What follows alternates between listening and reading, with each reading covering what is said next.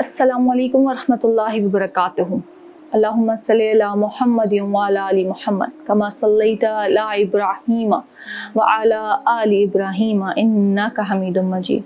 अल्लाहुम्मा बारिक अला मुहम्मद व अला आलि मुहम्मद कमा बारकता अला इब्राहीम व अला आलि इब्राहीम इन्नका हमीदुम मजीद। जिस तरीके से अल्लाह ताला ने और तमाम फरिश्तों को और हम सब को ना सिर्फ मोहम्मद अकरम सल्लल्लाहु अलैहि वसल्लम पर सलामती और दुरूद भेजने का हुक्म दिया, बल्कि अल्लाह पाक ने हमें आले मोहम्मद सल्लल्लाहु अलैहि वसल्लम पर भी दुरूद और सलाम भेजने का हुक्म दिया।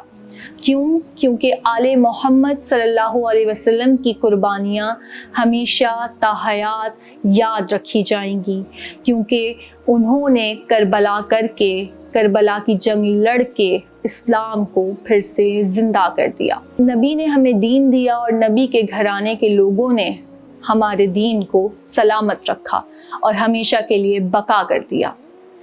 करबला यानी करबोबला, ये कोई जंग सियासत की, कुर्सी की, पानी की नहीं थी, बल्कि ये जंग थी तकवा की, ईमान की, वफादारी की। आज 8 मुहर्रम है। 8 मुहर्रम यानी मौला अब्बास की शहादत का दिन। एक शेर इरशाद करूंगी कि इसके लिए दरकार है शब्बीर की तकदीर, इसके लिए दरकार है शब्बीर की तकदीर, हर एक को अब्बास सा भाई नहीं मिलता। मौला अब्बास ने अपने हाथ कटा दिए लेकिन अलम नहीं छोड़ा, वफादारी नहीं छोड़ी। ये वो कुर्बानियाँ हैं जिनका हर मज़हब एतराफ़ करता है। हर मज़हब मानता है कि करबला एक अजीम जंग थी, करबला एक ऐसी जंग थी जिसने इस्लाम को आबाद कर दिया। इन कुर्बानियों से हमें सबक क्या मिलता है? हमें सबक ये मिलता है कि वफ़ा किसी हाल में नहीं छोड़नी चाहिए और जालिम के आगे कभी भी सर नहीं झुकाना चाहिए, बेशक जालिम कितना ही क्यों ना ताकतवर हो। आज यजीद की कब्र तक का किसी को मालूम नहीं और हुसैन हमेशा आबाद हैं और आबाद रहेंगे। क्यों? क्योंकि वो हक पर थे, वो एक जालिम के खिलाफ खड़े हुए थे।